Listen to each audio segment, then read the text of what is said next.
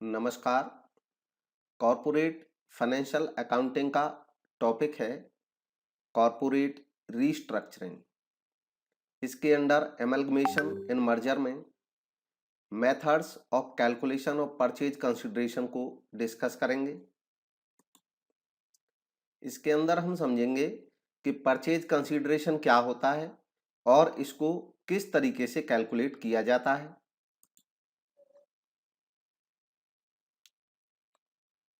Purchase consideration Hindi में कहा जाता है इसको क्रय प्रतिफल।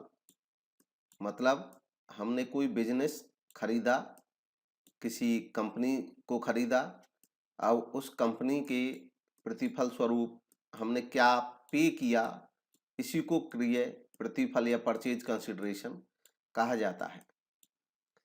परचेज कंसिडरेशन का मतलब है वो टोटल अमाउंट, कुल अमाउंट, एग्रीगेट अमाउंट जो शेयर्स या अदर सिक्योरिटीज या कैश के फॉर्म में या एसेट के फॉर्म में पे किया जाता है ट्रांसफरी कंपनी के द्वारा, मतलब खरीदने वाली कंपनी के द्वारा, to the share holders, share holders को, ऑफ ट्रांसफरर कंपनी, मतलब ट्रांसफर करने वाली कंपनी या बेचने वाली कंपनी के शेयर होल्डर्स को। फॉर एग्जाम्पल, ए कंपनी है, उसने बाई किया बी कंपनी के बिजनेस को। A buys B company's business. अब क्योंकि बी कंपनी के ओनर जो हैं वो शेयर होल्डर हैं, ए अगर बी कंपनी के बिजनेस को खरीदना चाहता है तो बी कंपनी के जो ओनर हैं, शेयर होल्डर, वो पेमेंट मांगेंगे ए से कि भाई हमें पेमेंट करो तब बेचेंगे हम अपनी कंपनी को। अब ये जो कुछ भी पे करेगा इनको पेमेंट करने के लिए, पेमेंट वो शेयर्स के रूप में कर सकता है, डिबेंचर्स के रूप में कर सकता है, कैश में कर सकता है, या बदले में अन्य कोई एसेट दे सकता है। जो भी ये प्रोवाइड कराएगा इन शेयर होल्डर्स को, whatever the A shall provide to the share holders of B limited to buy the business of B, that would be called purchase consideration. उसी को हम परचेज कंसिडरेशन कहते हैं। परचेज कंसिडरेशन को ascertain करने के चार मेथड्स हैं major: lump sum method, net payment method, net worth और net asset method, intrinsic value method या शेयर एक्सचेंज मेथड इसको कहते हैं।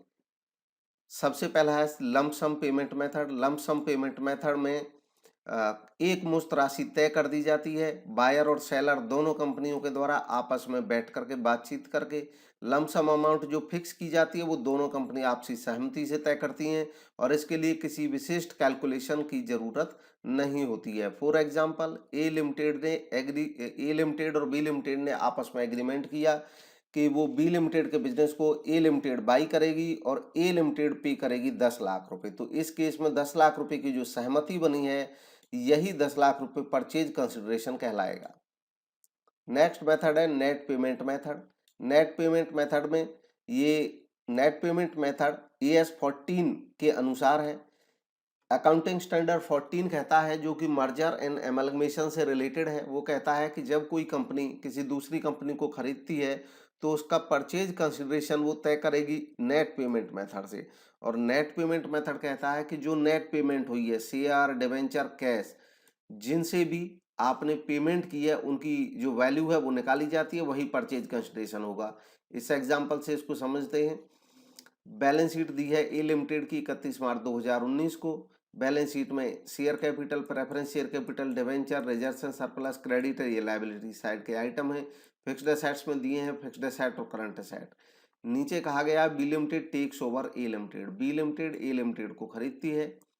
और फिर कहा गया कि debenture holders of A limited are discharge by B limited at 10% premium by issuing 9% on debenture. ये कहा गया है कि जो ए लिमिटेड के डिबेंचर होल्डर्स हैं वो बी लिमिटेड के द्वारा डिस्चार्ज कर दिए गए, और डिस्चार्ज कर दिए गए मतलब उनको पेमेंट कर दी गई, और पेमेंट इस तरीके से की कि उनको 10% प्रीमियम पे पेमेंट मिली। मतलब जितने भी उनके डिबेंचर की वैल्यू रही उसका 10% एक्स्ट्रा दिया बी लिमिटेड ने, और जो पेमेंट की वो की 9% अपने डिबेंचर इशू करके।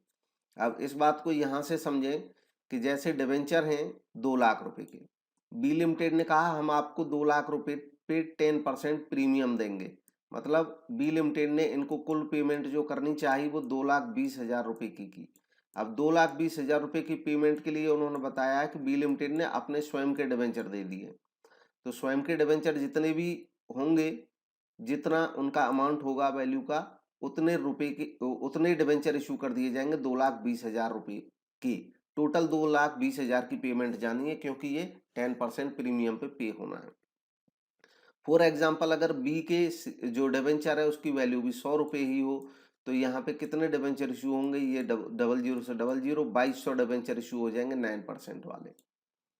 अगला पॉइंट देखते हैं, 10% प्रेफरेंस शेयर ए लिमिटेड के डिस्चार्ज किए बी लिमिटेड ने 20% प्रीमियम पे। तो जितने प्रेफरेंस शेयर थे ए लिमिटेड के, उनको 20% एक्स्ट्रा मिला, और जो पेमेंट हुई वो 11% ऑन प्रेफरेंस शेयर में।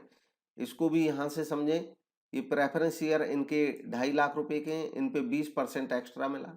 2.5 लाख का 20% निकालें 50,000 होता है। तो 2.5 लाख में 20% जो प्रीमियम दे रहे हैं वो प्रेफरेंस शेयर होल्डर्स को 50,000, वो और जोड़ देंगे तो कुल मिलाकर के 3 लाख के प्रेफरेंस शेयर होल्डर्स की पेमेंट होगी।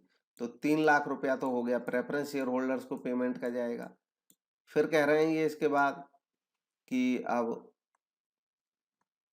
For every 2 equity share in A limited 3 equity share of 100 each in B limited will be issued. A limited में हर 2 शेयर के लिए बी लिमिटेड के 3 शेयर दिए जाएंगे 100 रुपये वाले।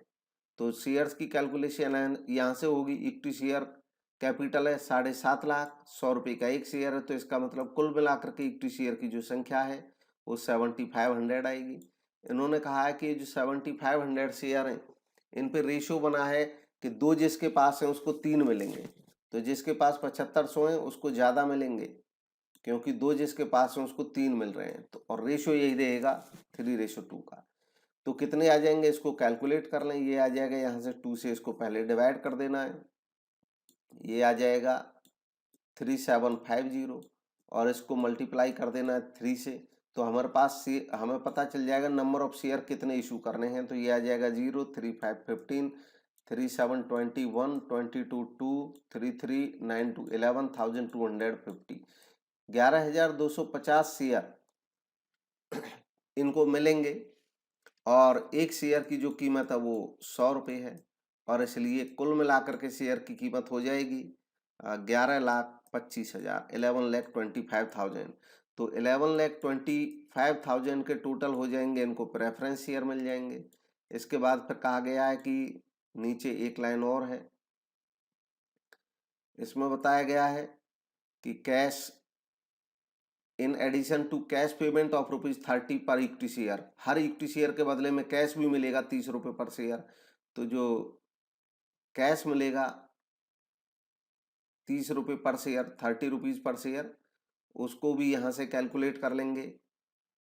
टोटल शेयर हैं इनके 7500, तो 7500 के लिए प्रेफरेंस शेयर मिल गए इतने के इक्विटी शेयर, और कैश जो मिलेगा वो 7500 पे 30 रुपीज़ से कैलकुलेट कर लेंगे।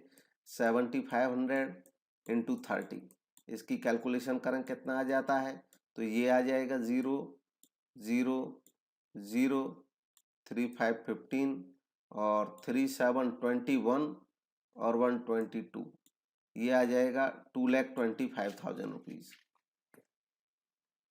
तो इस तरह इन तीनों का टोटल कर लें, परचेज कंसिडरेशन की वैल्यू आ जाएगी 225, 1125, ये 14 हो गया, 14 और 3, 17 लाख, कुल मिलाकर के 17 लाख रुपए इसका आ जाएगा परचेज कंसिडरेशन। सॉरी, ये कैलकुलेशन गलत हो गई है, ये आ जाएगा 16,50,000 आएगा, 16,50,000। यहाँ पे ये 2 है, 5, 5, 10, 2, 1, 3, 2, 5 एंड 3, 1, 4, 2, 6 एंड 1, 16,50,000 कुल मिलाकर के ये वैल्यू इसकी आ जाएगी परचेज कंसिडरेशन की। नेक्स्ट मेथड है नेटवर्थ और नेट एसेट मेथड। इस मेथड में नेटवर्थ या नेट एसेट, एक तो इसकी ज़रूरत कब पड़ती है, जैसे पहले केस में दे रखा है कि अगर कोई बिजनेस परचेज किया जाता है और हमें क्वेश्चन में बता दिया जाए कि इतने लाख रुपए में खरीदा है, तो वही हो जाएगा परचेज कंसिडरेशन। अगर मान लो कीमत नहीं बताई है लेकिन हमें ये बताया है कि इतने शेयर दिए, इतने डिवेंचर दिए, इतना कैश दिया है, तब हम वहां से निकाल लेंगे कि टोटल जो पेमेंट है नेट पेमेंट मेथड से नेट पेमेंट कितना किया है। लेकिन कभी कभी किसी क्वेश्चन में ना तो हमें ये बताया जाएगा कितना रुपया परचेज कंसिडरेशन है, कितना रुपया तय हुआ पेमेंट के लिए, ना ये बताया जाता है कि नेट अमाउंट क्या पे की है। कई दफ़ा बता दिया जाता है एसेट दिए, शेयर दिए, लेकिन ये नहीं बताया जाता है टोटल कितने रुपए के दिए हैं। तो वहां पे भी प्रॉब्लम आती है। उस केस में ये मेथड अपनाया जाता है नेट वर्थ या नेट एसेट मेथड। इस केस में कंपनी ये चेक करती है कि खरीदने वाली कंपनी ने बेचने वाली कंपनी से कितने रुपए की एसेट ली है और कितने रुपए की लायबिलिटी ली है। तो जितने रुपए की एसेट ली है उनमें से जितने रुपए की लायबिलिटी ली है उनको माइनस कर देंगे और नेट एसेट या नेट वर्थ हमको पता चल जाएगा। जो टोटल वेरियस एसेट ली हैं उनमें से माइनस कर देंगे वेरियस लायबिलिटीज की वैल्यूज को और परचेज कंसिडरेशन पता चल जाएगा। वैल्यू ऑफ एसेट और लायबिलिटी की वो मानी जाएंगी जो इस पर्पज के लिए एग्री की जाएंगी दोनों कंपनीज के द्वारा। और तरीका है नेट एसेट जानने का, agreed value of asset taken, जितनी एसेट ली है उनकी एग्रीड वैल्यू, और minus agreed value of liabilities taken, जितनी लायबिलिटी ली है उनको माइनस कर दिया जाएगा। इसका एग्जांपल है ए और बी कंपनी की ये बैलेंस शीट हमें दी है।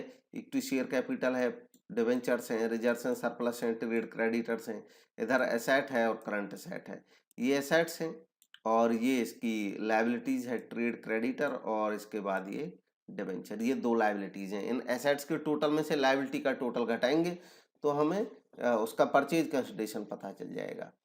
अब वो कैसे किया जाएगा? Two companies agreed to amalgamate and form a new company. दोनों कंपनी अमलगमेट हो गई और एक कंपनी ए बी बनी नई, उसने इसको खरीद लिया।